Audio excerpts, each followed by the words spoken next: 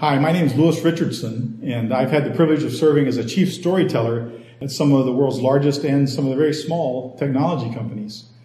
During that course of time, there were some things that I've learned, and I'm privileged to have the opportunity to share those with you. Please understand that what you're about to hear in the next few minutes is not going to be some guided framework or some answers to all your questions. It's basically a collection of things that I learned, 10 things in particular, that I thought that if I were to condense this down, I had someone approach me and say, I'm in the technology business and I deal with products and services and about how do I get people to buy those and sell those. What might that be? What were some of the guidelines you give me? These are 10 things that I've learned over time that in and of themselves may appear, a lot of them may appear like common sense. And you may say, well, that's obvious. But if you think about them, as I've thought about them, you'll see that they have an impact. They can have a possible impact on you. And so we're going to go through this quickly. Most of these things I could speak for probably on an hour each, but this is going to be very quick, and we'll just run through these. And let's hopefully some of these, my goal is that some of these will be of benefit to you, that'll be worth the investment of your time, which I very much appreciate in actually viewing this. The first thing is not a buyer's journey, it's a believer's journey. And this is more of a mindset question than it is necessarily a question about fact. The idea is that most of us that are in products and selling technology or dealing with technology, we deal with buyers. We deal with people who are going to buy our products or services. But if you think about them as a buyer, if you think about them, I'm trying to get them to buy something, which, by the way, is the way most salespeople will construct things. It's about moving them along a journey of buying, a buyer's journey. I have found that it's much more successful if you think of this more as a believer's journey. I have a product, I have services, I have things that I believe in, and I believe strongly that they can help you. And so what I'm really trying to do is to bring you along a journey of belief.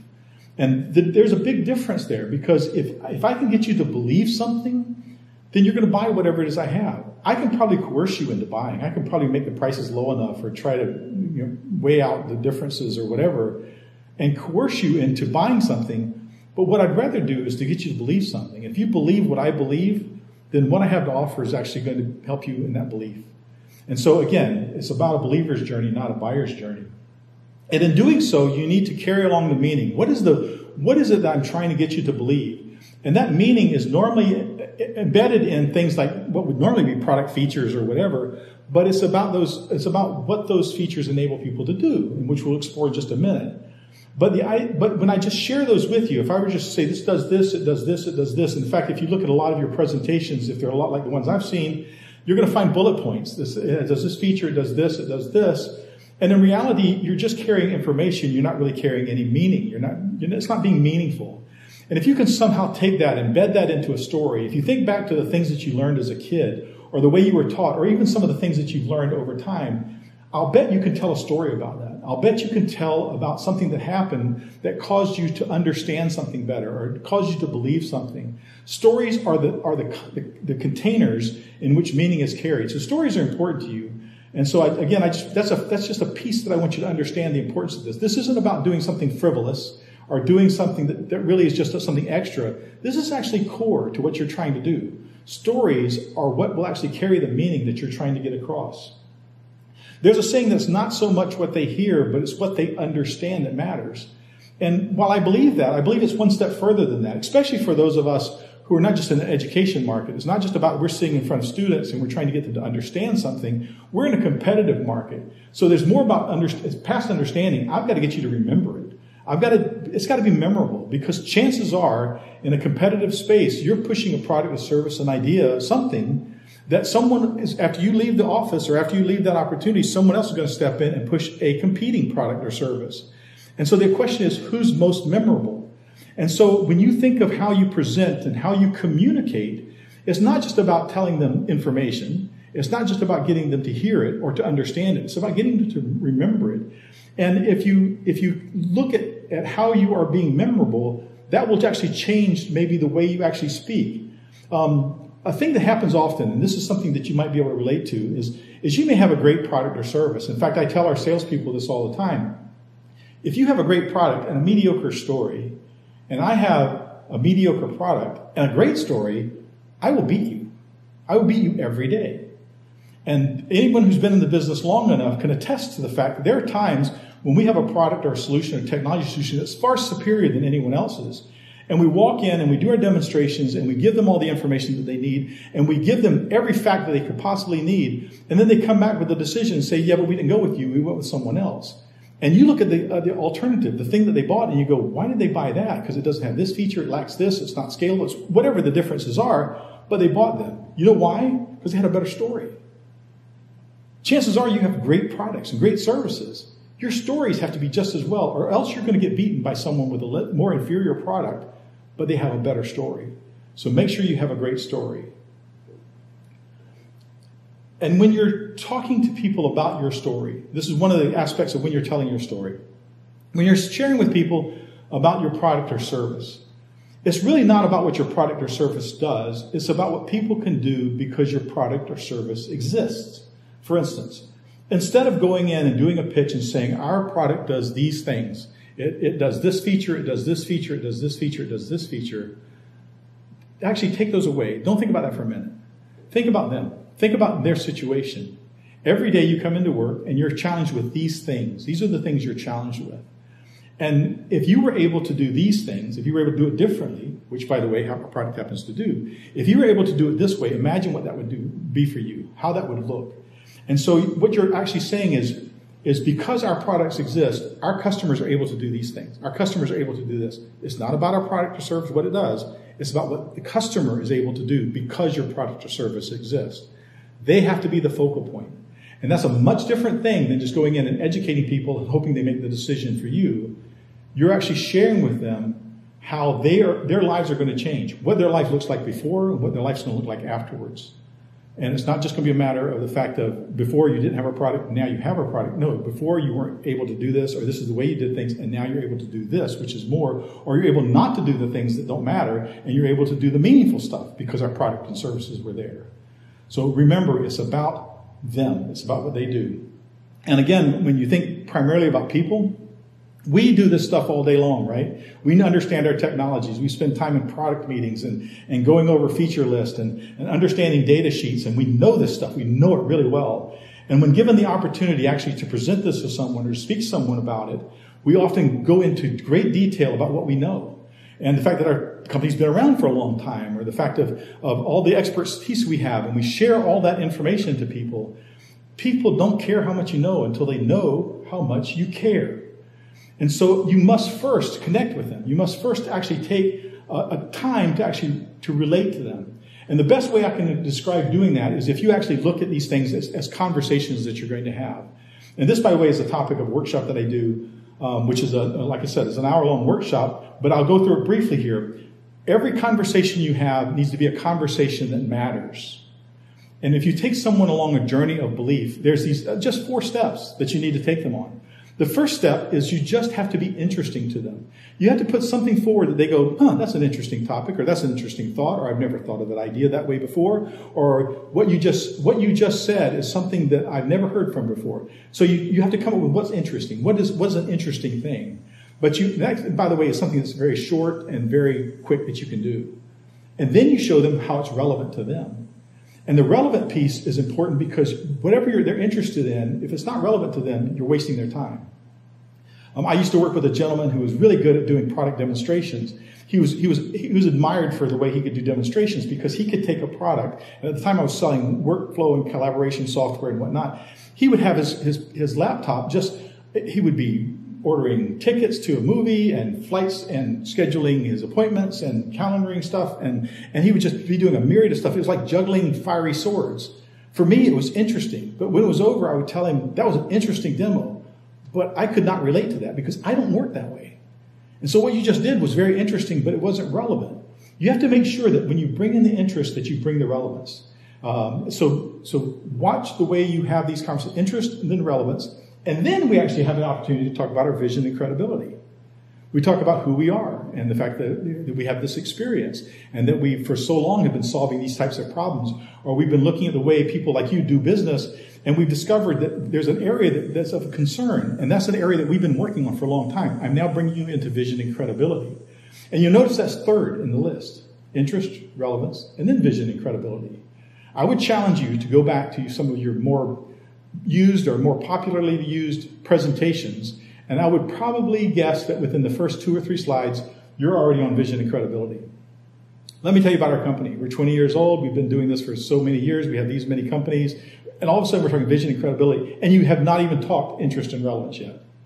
You're assuming they're interested and that you're relevant, but they don't know that yet. Make sure to carry people along. We're interesting. This is something that's interesting to you. This is something relevant to you. And now let's tell you about how that's going to make your life easier or make your life better or improve your ability to survive as a company or whatever that is.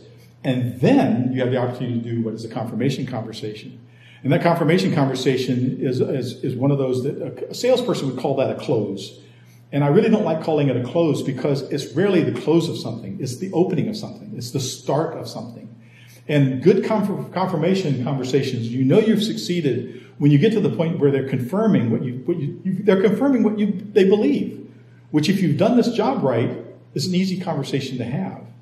If you're trying to coerce them into making a purchase, confirmation conversations can sometimes be hard. Getting them to write that check, getting them to make that approval.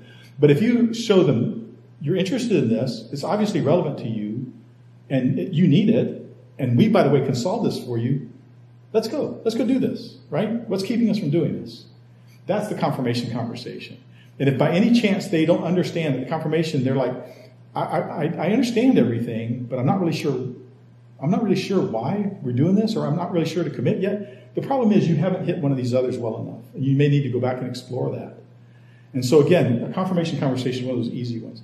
But again, not too much detail, but think about your presentations. Think about and not every conversation you has to start with interest and relevance, but you have to take the customer through that. And there may be times you go interest and relevance, you talk about vision and credibility, and they say, yes, but I need more detail. I need my technical people to look at that. In which case you can say, great, we can spend a lot more time on this. Let's go have a 2-hour workshop or whatever, and all we talk about is vision and credibility. And that's okay, but you can't leave interest and relevance on the floor. You've got to actually do that, okay? So again, just a flow of things. And when you're doing this, I would encourage us, especially as technology people, that we watch our language. We actually watch and observe the words that we say. There's something that's a bit of a pet peeve, something that annoys me a lot, is when people will stand up in front of an audience and say, what we're going to do for the next 60 minutes is I'd like to talk to you about something. I don't want to talk to you. And to me, that's pretty cold. I'm going to be talked to. And if instead you said, for the next few minutes, let's take this opportunity to explore this topic. We'd like to share this with you. In fact, the word presentation is the word present. I'm giving you a present. And if you think of it that way, then I'm actually going to invite you in. During this time we have together, what we'd like to do is explore some ideas with you. Maybe some things you've thought about, maybe some things you haven't thought about. But let's play around with some things. Let's look at some things that maybe are things that might be impactful to you, but they may not be. But let's work at those. And if you take more of an attitude and a conversation as a coach, not trying to coerce them, not a salesperson trying to sell them something. People don't like to be sold to, but they love to buy. Give them the opportunity to buy. All you're asking them to do is, let's explore this. Let's come to a point where maybe the things we talk about are relevant and interesting to you, and you'll see that we have that. You'll believe in what we have, and then you'll make that confirmation, that purchase. And so again, don't be afraid to explore and play and coach, and watch the language about inspecting things. A lot of times I've heard technology people stand in front of groups, and they will ask pointed questions as if they're inspecting. So what's broken in your organization? What works in your organization? Those are almost questions of inspection. It's like you're asking me to report. But if you turn that around and say, let me ask you, we're here talking about workflow. So tell me, in your organization, obviously you have lots of processes. When that's going really well, what does that look like when it's going really well? Or when that breaks down, give me an example of what that looks like when it breaks down. That's the same question as what works and what doesn't work, except it's given in an idea of curiosity. It's more given in an idea that I care about what you have to say. It's more about getting them involved and less about you inspecting them, and more about you being care. You care about them. And allow them to actually put in the last piece of the puzzle. This is one of those things that I've learned over time, that because we know the information so well, we know the process. We know that this goes, then this goes, then this goes, this goes, this goes, and we know the flow of things. But I want you to think back now. Think back to a time when you were watching a television show or a documentary or a movie or some kind in which there was a story being told. And it was going to lead to an end. It was going to lead to a guilty party or to some revelation of some fact about somebody or something. And ahead of time, you're trying to figure it out. You in your head are trying to figure out, well, who's the person? Who's that? Who's that? And the script writers, if they're good storytellers, they're going to weave that in so that they may misdirect you a little bit and they may lead you to the answer. But as you tell your story, you want to lead them toward the answer. And so they know the answer before it's given to them. And if you can get them to do that, they will feel more accomplished and they'll remember you. Again, about being memorable. I have a granddaughter. She's 5 years old now. And one of the things we do around holidays is we often will pour large, multiple thousand piece puzzles on our dining room table. Because we as adults like to do those. The kids go to bed or kids playing around. And we as adults sit around and we put puzzles together and we talk to each other. We interact over it. It's like interacting over a meal, except it takes a lot longer. And people come and go. And so we do this. But Lily, the little granddaughter, she can't participate in that because she's young and she can't do these 1,000-piece puzzles and she gets aggravated. But what we have learned to do is we can take one of those puzzle pieces early on and we'll put it up on the china cabinet in our dining room. And then we put the puzzle together. And if we ever look for that piece, it's up there. Anyway, so we do this puzzle and then there's just one piece left and we call Lily. And Lily comes into the room and she takes that piece of that puzzle and she crawls up on the table and she sees the spot and she moves that piece around and it clicks into place. And when it clicks into place, Lily has done the puzzle. She feels like she's answered the question. She's completed the entire thing. Although there were 999,000 or whatever many pieces already done, she's the one who solved the problem. If you can get your customers to have that experience, if you can get your customers and lead them toward a belief or an answer that you want to lead them toward and let them answer that and then confirm them, yes, exactly. That's exactly how life's going to be. If you were to do this and do this, what can you imagine? And they'd say, well, that would allow us to do whatever. You say, exactly. Allow them to put that last piece of the puzzle in if you can. And good storytellers have a real knack, and as you increase your ability to tell stories, you'll be able to lead people to answers that they'll think that they came up with, but you actually led them there. And that's the beauty. It's not about manipulating them. It's about just telling a great story that has a great meaning and they believe what you believe. And then last, this is one specific around technology. And this is, again, another topic that we can go on about. But I'd like for you to consider how you actually do product demonstrations. Most of you probably have products that you often demo to people. And if you think about those opportunities when you have to demo to someone, chances are it looks a lot like this. You come in, introduce the team, everyone looks around the room, shares, what's your role, and then up on the screen comes the presentation, or there's a first slide of the presentation that's up there. And then one of your salespeople or someone stands up and they go through a presentation about the company and the product and the features and whatever, and they tell you all about stuff.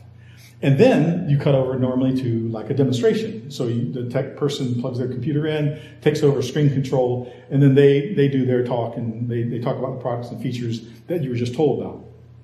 That actually is a very inefficient way of doing and carrying a conversation and carrying a story. If you think back to your younger years in school, many of you may have sat in a classroom like I did, where a teacher has a large illustrated book, right? And she opens it up and she's looking at you, but the book is open like this so you can see the pictures. And she's reading the story and you're watching the pictures and you're seeing the pictures and she flips the page and you see the next thing, which is the giant or whatever. And she's telling the story and you're engaged because you're seeing the pictures and you're listening to her, right? How much of a different experience would that be if that teacher instead turned that book around where you couldn't see the pictures, read to you every word in the book, and then turned around and said, remember the giant I talked about? There's a picture of the giant. Remember and they showed you the pictures. How much less of an experience is that? And yet that's what we do every day with our customers. And so I would encourage you to consider a concept called a technology illustrated story. And I've actually walked into customers with this before, where I take the person who happens to be my technology person and they have their computer and it's all set up with all the software and all the screenshots and all the websites and everything that we need in order to show and the dashboards and whatnot.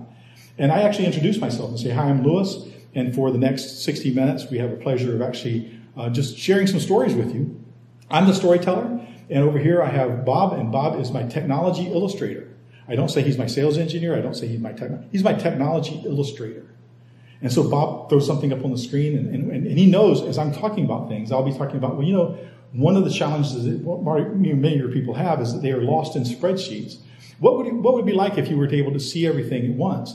And while I'm saying that, Bob's showing on the screen our dashboard, or whatever that product feature is that I'm talking about. Now, this gives me an opportunity to say, for instance, here's an example, and I can actually talk to it, but I don't spend a lot of time. In other words, this is an illustration of what I'm telling you. And so you're not hearing it and then seeing it, you're actually hearing it and seeing it at the same time. And that is a much more compelling thing to have happen. In fact, when I've done this, and it's, by the way, it's easier on the technology person because normally they're trying to speak and demo at the same time, which if your product has a complexity to it, that could be kind of nerve-wracking. Instead, you're saying this person, by the way, they're not mute. They actually will add commentary and whatever to the story. They're part of the story team as well. But when that happens, it just is a beautiful thing. It's easier for everyone. It's better for the audience. Because often the audience, and think back to the times you've seen presentations that you know a demo's following, the audience will actually say, let's get to the demo, let's get to the demo. Because they want to see it. You've encouraged, you want to see it. This way they get to see it as you talk about it. So again, if that sparks your interest, let's talk more. In fact, on that note, those are the 10 things.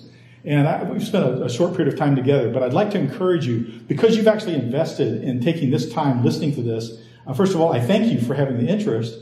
And I appreciate you investing that time. And in doing so, I would also offer that I'll be more than happy to talk to you as well. You can find me at lewis@creativitycrisis.com. That's my website. Or you can find me on LinkedIn. And when you do so, if you message me, please just note the fact that you were at this conference and that you saw this particular talk. That would give me a bit of a frame of reference of what you know thus far and where your belief is. And then we can talk about what you want to do from there. And there may be aspects of this you say, Lewis, I'd like to talk to you more about this. It might be, Lewis, I disagree with you, in which case I'd love to hear it. In fact, if you disagree with this, I'd love to hear this. If you have better ideas, I'd love to hear those as well, because I'm still learning, as hopefully you are.